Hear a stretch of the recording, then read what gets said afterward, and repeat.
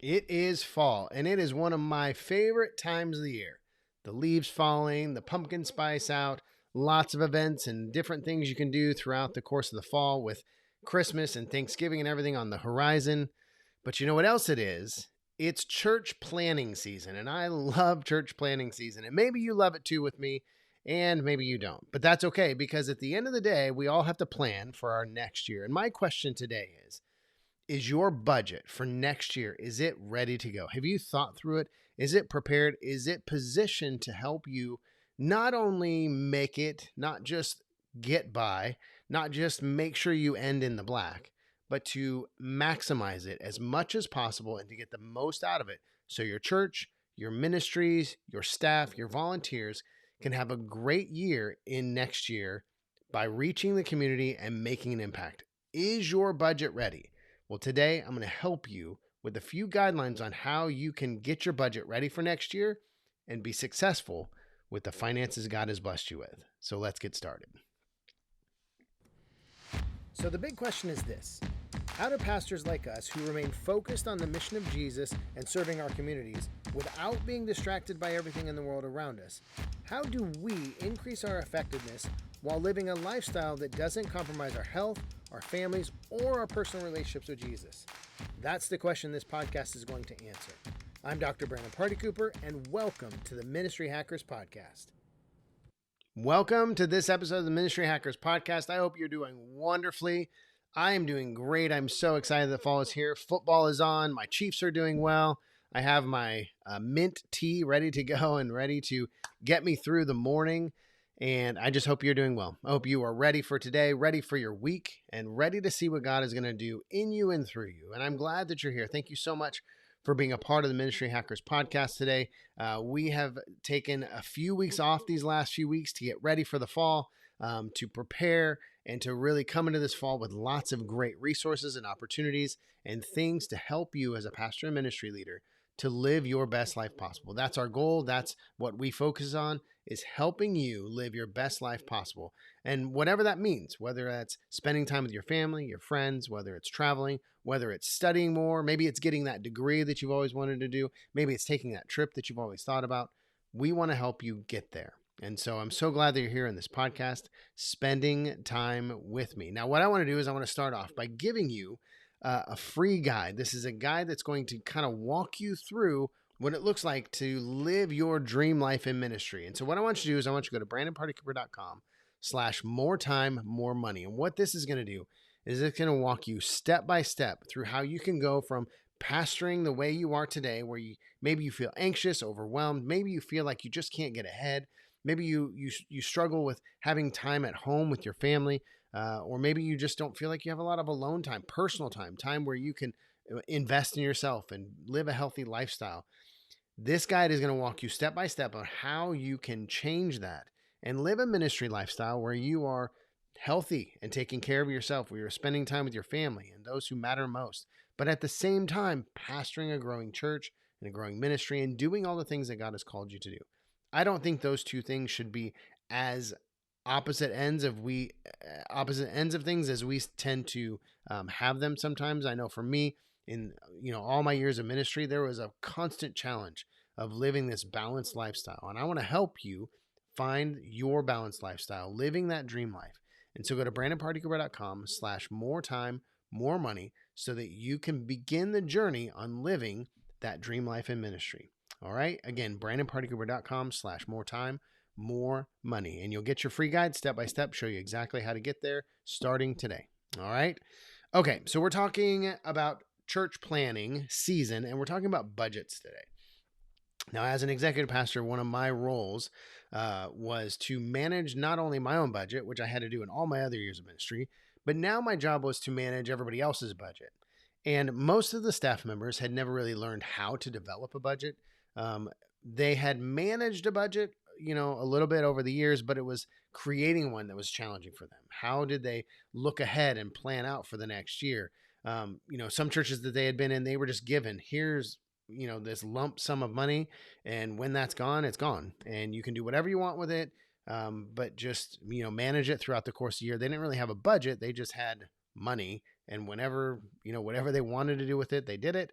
And when the money was gone, they were just out the rest of the year. And so when I stepped into the executive pastor role and brought the staff together, I said, okay, guys, we are going to build a budget for next year. And we're going to build a budget not only that's going to get us by, we're not going to build a budget that's going to just make sure that we don't end up in the red. We're not going to play defense. We're going to play offense. We're going to say, okay, what do I want to accomplish in the next year? And how am I going to get there with the budget that I have been given? And so I'm going to walk you through today the steps that I took them through and some guidelines that I gave them in the process to really help us as a church and as a collective team of pastors and ministry leaders, how we were able to build a budget that was effective, that was helpful, and that also equipped us to do the things that we really wanted to do in the coming years or in the coming year. And so the way I managed the church planning season for us is there were 3 phases, really. There was the budget phase, there was the calendar phase, and then there was a sermon planning phase. And I'm just going to walk through the budget phase, but I want to give you an overview of how the budget phase fit into the overall scheme. What we would do is we would start budgeting early. We would usually start in the beginning to mid-August. And I would say, okay, we're going to do 3 rounds of budgets. The first round is a dream round. You can do whatever you want. You can think of anything that you want to do. If you're the worship pastor, think of all the equipment that you could possibly need, and just build it in the budget. Don't worry about how astronomical the numbers are, but just dream about what you could do, or what you would want to do in this coming year. Now, at first blush, this may seem like a waste of time, but let me help you understand the thought process. One of the things that we as church leaders and pastors, what we tend to do is we tend to get in these ruts of, we do the same thing. We have the same events each year. We get in this routine and every year becomes, similar to the last year with just minor tweaks along the way. And part of the process or part of the problem, I think, is that we like to fit into this routine that we are familiar with and that we understand. And I think there's value in that. From a time efficiency standpoint, and really, quite honestly, just from a quality standpoint. If we do the same event year after year, the idea is that event will get better and better over the years. But the downside of that approach to ministry is that we don't tend to dream or think through new things or cut out old things. We just keep repeating them.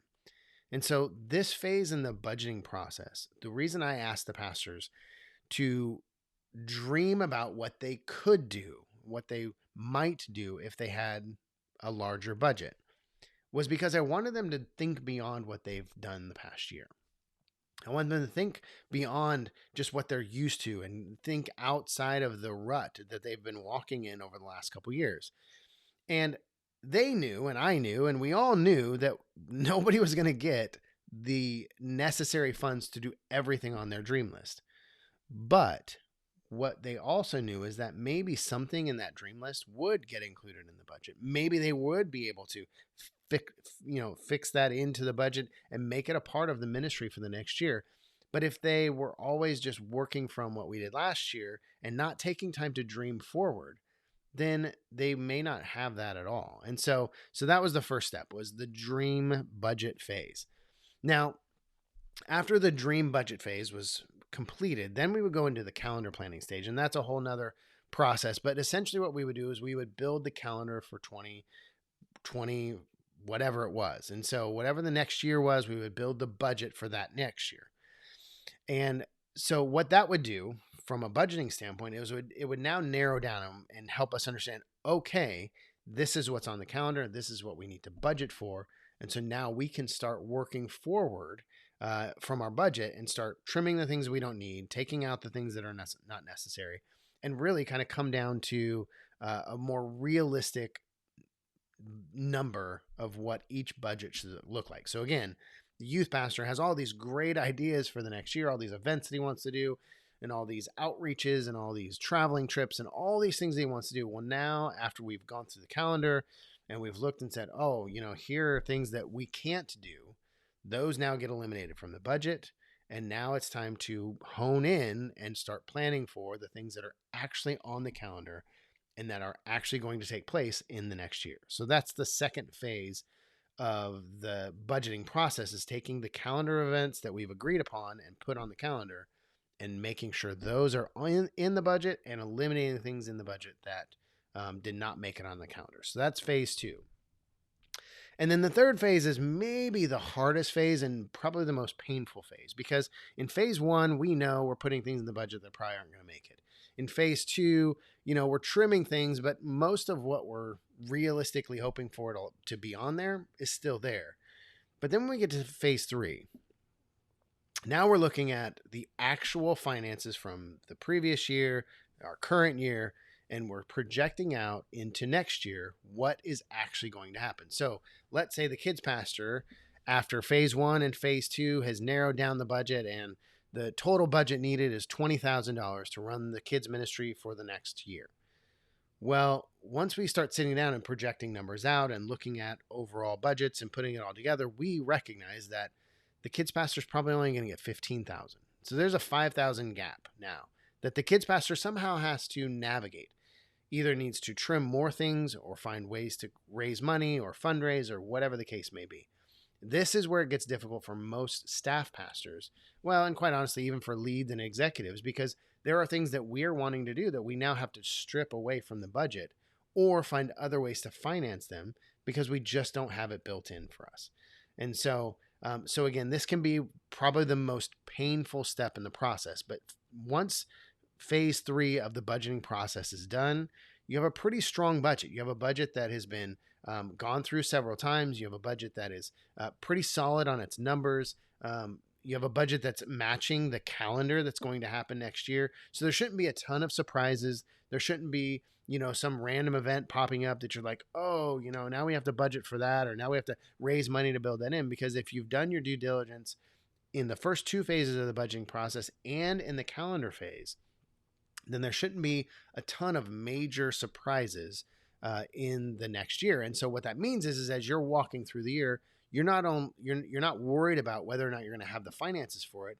You're really just executing what you created, which lowers stress, lowers anxiety, makes the process simpler, because you're just spending time planning for the events, planning for the things that are coming, planning for the payments that you have to make, and you're executing the plan that you've already created. And so even though phase 3 is difficult and challenging, and even for some of us can be heartbreaking because we're giving up things in our budget that we really wanted to see happen, at the end of phase 3, you have a pretty strong budget, and it's a budget that you can count on, and a budget that can, really be managed well throughout the course of the year, and is going to put you in a position to be successful as a pastor, as a ministry leader, as a department head. You're going to be in a position to really have a great year from a budget standpoint, obviously, but then also from a ministry standpoint, because now you're focused on executing the plan that you created. So that's kind of the phases of the process that I go through. Let me give you a few guidelines, though, that are going to help. The first one is make sure that you're investing in your volunteers. This is something that can often be overlooked in every single budget. Usually what happens is when staff members build their budgets, they think of the people they're ministering to. So if you're the youth pastor, you're focused on your youth, your students. If you're the kids pastor, you're focused on the kids. Worship pastor, you're focused on the congregation. A lot of times we forget, how are we investing into the team that we've built, your kids ministry team, your youth ministry team, maybe your student leaders in your youth. How are you investing into your worship team? How are you investing into all the leaders that are running your small group systems, or all your nursery workers? How are you investing into them? And there are 2 ways you need to invest in them. The first is training. You need to constantly be training. I see a lot of churches that, they train a volunteer on the front end, and then they put them in a position, and that's kind of the end of it. And, maybe as things change, they say, hey, don't forget, we switch this to that or whatever. But after a few years, that volunteer kind of does the same thing, slips into this rut of doing the same things over and over again, doing the things that they, maybe they want to do rather than what they should do. They slip into this idea of like, oh, I know what's going on here. And, I've been doing this for several years, and I kind of have it all figured out. But the reality is every ministry that we're in is constantly evolving and changing. There's new guidelines, there's new approaches, there's new strategies. And if you're not training your volunteers and training them to be the best they can, then there's a good chance they're either going to become ineffective and maybe even become a little bit of an issue for you to manage because they've taken such ownership that, they kind of just do their own thing now, and you are having to manage how they do that and get them back on the same page with the rest of the team. Or they feel like they're inadequate. They feel like they can't do a good job. And so, they just kind of fade away and stop volunteering, and, they stop accepting the invites to be on the team or whatever. And so investing in their training is super important. The other thing that you need to do, build into your budget for your volunteers, is make sure you're building in team building time. Now, I'm not saying you need to take your team on a retreat and do some ropes course or, some trust falls or anything like that. I'm not saying that, although all would be good. What I'm really saying, though, is, go beyond just the recognition banquet at the end of the year, or, maybe, you have some awards show or version of that you do, and those are all great and those are fun. But throughout the course of the year, are you doing something fun? Are you doing something that's bringing your team together? Are you doing something that's going to help them work better moving forward, increasing their morale, increasing their camaraderie with one another? Because here's the thing, your volunteers, they may work on the same team that, your kids ministry volunteers, your youth ministry volunteers, your worship volunteers, they may be on the same team, but they may never interact with each other. They may be on completely different days of volunteering. They may be on completely different rotations. And even though they're on the same team, they never interact with one another. And that's a huge gap, because if they don't interact with one another, then they don't see an identification with, hey, I'm on the same team you are. Let's work together. Let's figure out how to do this better. Let's encourage each other. That's not happening because they are maybe not even be aware of each other. When you do team building things, whether it's, getting together for an event, going, out for a picnic, or, going to, some event in the city, or maybe you're just gathering together for a meal, whatever you're doing, create opportunities throughout the course of the year to invest in the team building element of your volunteers. They need it and you need it. You need a strong team, and a strong team needs to be cohesive and tied to one another and encouraging each other and standing with one another. And so make sure that on the front end, before the new year even begins, that you are building in team building elements for your volunteers so that they can walk through the next year learning about each other, getting closer to one another, and helping each other out. So that's one thing, making sure that you're investing in your volunteers throughout the course of the year by building it into your budget right on the front. The second thing that I say, and this is what I would tell all of our staff when I was the executive pastor, is I would say your events need to pay for themselves. Especially in kids ministry and youth ministry, these can become black holes of finances. Your budget can disappear in the black hole of events. And to some extent, I get this. We want to create events where people can come and they don't have to worry about paying something.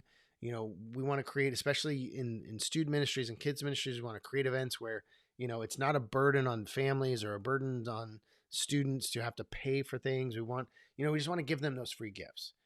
And I think that having a couple of those throughout the course of the year are great. However, I would say a lot of times you can get sponsorship from local businesses, from business owners, from people in your congregation. Sponsor those events so that they're not hitting your budget as much. At the same time, I just think you need to charge for them. Even if you're charging just to break even, I think that that's very important, because it's going to do two things. Number one, it's going to alleviate your budget a ton. For a youth event, let's just say you have 50 students. A youth event for 50 students can easily run in the hundreds and hundreds of dollars, if not $1,000 for the event, depending on what it is. Easily. If you're giving it free and you're providing all the bells and whistles and giving a great experience, $1,000 for an event for 50 students is not unheard of. Well, if you only have a $10,000 budget, well, that's a tenth of your budget for one event. Instead, charge just a little bit. just charge $5. Because here's the thing, students especially, they are paying way more for all kinds of things every weekend. But somewhere along the way, we've created this idea that church events should be free. And I think it doesn't do anybody a service by giving all the events for free, because, like I said, not only does it alleviate our budget when we charge for events, but it also teaches our students and our kids and our families and everybody in our congregation, it teaches them to place their money where value is. And if your events are valuable, if they're giving value to whoever it is you're doing it for, then charging a few dollars should not be completely out of the realm of expectation. Because most likely they're going to spend money elsewhere. They're going to spend, easily spend $15, $20 to go to a movie for a couple hours, or they're going to spend, money to go shopping, or they're going to spend money to, go to a local sporting event. All of those are super expensive. If you're giving a quality event and you're charging $5 or even $10, that's not unrealistic. And maybe your church congregation, maybe the culture is that, oh, well, the church just gives everything for free and they don't charge for anything. Well, that's a culture shift that needs to start happening, because quite honestly, churches, we can't afford that anymore. We can't afford giving free events. And so I would tell our kids pastor and our youth pastor in particular, you have 2 events for the year, completely free. You can build it completely in the budget. Every other event needs to pay for itself. So either you need to charge an amount to the students that come and make sure that you're covering that. Make sure that you have a good idea how many students are going to come, how many kids are going to attend, making sure that you're charging them an amount that's going to, pay for the event. Because if you don't, then whatever you're over is going to come out somewhere else in your budget. And find sponsors, find people that come in and say, hey, I believe in this event. I think it's valuable and I want to sponsor that. I think that's a great opportunity. But I think that especially if you have a young youth pastor, a young kids pastor, teaching them how to manage a budget is incredibly important for their future ministry. But it's also important to teach them how to fund things, ask for money, partner with businesses and organizations, partner with other people. I remember when I was in youth ministry, we negotiated with local pizza places, and we would advertise and do different things for them, and they would give us free pizzas for our events. And that was great because it was a good relationship with those organized with that pizza company, and it just worked out really well. And so I just think that, making sure that events are paying for themselves, because then your budget has a ton more space and you can do more discipleship. And I think that's where discipleship has gotten eaten up, is we're so event driven and we're so focused on creating these opportunities to draw in the crowds that we're not investing in discipling our people because we don't have the money to do it. And so I think using finances a little bit more strategically in the mission that we have, do the events, yes, but have those that coming and attending pay for them, so you can then funnel money into other things that are more important, like discipleship, like creating a better atmosphere at your location, creating a youth room that everybody wants to be a part of, or a kids room that's engaging and fun and safe. Moving money there instead of events, because events are here and gone. You could easily spend half your budget on events, and if you really get down to the nitty gritty and you start looking at the data, you're probably only gaining a handful of kids throughout the course of the year for all those events and all that money that you're spending. And so just being more strategic with the money and the dollars that you have. And so those are the kind of the key things. Invest in your volunteers and have those events paid for. If you do those 2 things, you're going to have quite a bit more in your budget than you realize. You're going to have a lot higher morale on your volunteer team, which means, your volunteers are more engaged. They're more energetic. They're more fun to be around. They're tighter knit and encouraging one another, which means that when people come into your youth group, they come into your kids ministry, they come into your church, they sense that energy, they sense that high morale, they sense the excitement and the encouragement in the room. They sense that, and that's an atmosphere they want to be in. And so making sure you're taking care of your volunteers, making sure that you are paying for those events outside of the budget. And you do those 2 things, you're going to have a strong budget going into next year. And when you have a strong budget, then you don't have to worry about it. When you have a strong budget, then you can execute, enjoy, You can have lots of fun. You can dream. You can come up with all kinds of great ideas. You can engage people. And most importantly, you can bring them one step closer, one step deeper into being a part of your church community and going deeper in their relationship with Jesus. And that's really what it's all about. Taking people closer to Jesus, growing in their relationship with him. And for us, it's about moving closer to a healthy lifestyle where we can spend time with our family, spend time with our friends, travel, do whatever else that God has called us to do. And so I want to encourage you. It's fall, it's planning season. Sit down, work out your budget, get it ready. So when you hit 2023, then you're ready to go. Your budget is ready, you're ready to execute, and you're ready to go forward. All right. Hope you have a wonderful day, and I'll see you in the next episode.